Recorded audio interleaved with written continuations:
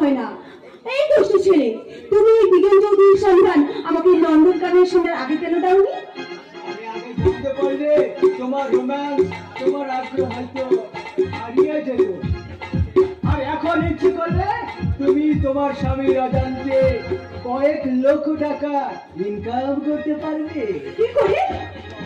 গৌরব যখন অফিসে চলে যাবে তখন তুমি চলে যাবে অফিসে, মানে হোটেল মৌচাকে।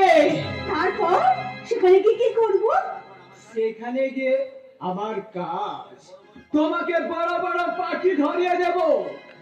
বিভিন্ন জাতি, বিভিন্ন পেশার ওখানে মানুষ পাবে, আর পাবে রাশি রাশি টাকা। তা তুমি জীবনও শেষ করতে পারবে না। রিয়েলি রাকেশ? তারপর তুমি ওই গৌরবের মতো 2 পয়সার অফিসারকে গুড বাই জানিয়ে স্বাধীনভাবে জীবন যাপন কাটাতে পারবে। আর এই জীবনটাকে তুমি উপভোগ করতে পারবে। ভোগ না করলে উপভোগের মানেই বুঝতাম না, এখন বুঝতে পারছি। জীবনে শুধু টাকা ইনকাম করলে হয় না, ভোগ করতে হয়। ভোগ। এই যে তুমি ওই নিজের ঘর ছেড়ে এই ঘরে কি শুতে এসছো? যাও ওই পাশের ঘরে গিয়ে শুয়ে পড়ো এখনই। আর তুমি দেখছো না আমি রাকেশের সাথে একটা প্রাইভেট ভাইটাল কথা বলছি। ভাইটাল আলোচনা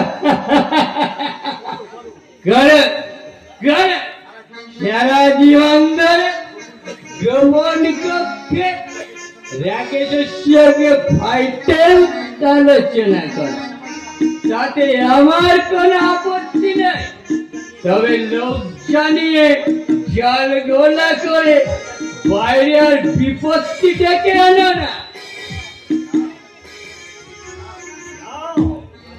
এটা ফলের মাছ, এক খেপ খেলে দুনিয়া রঙিন হয়ে যাবে।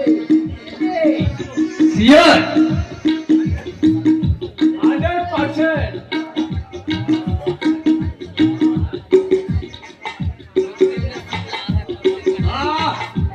মানে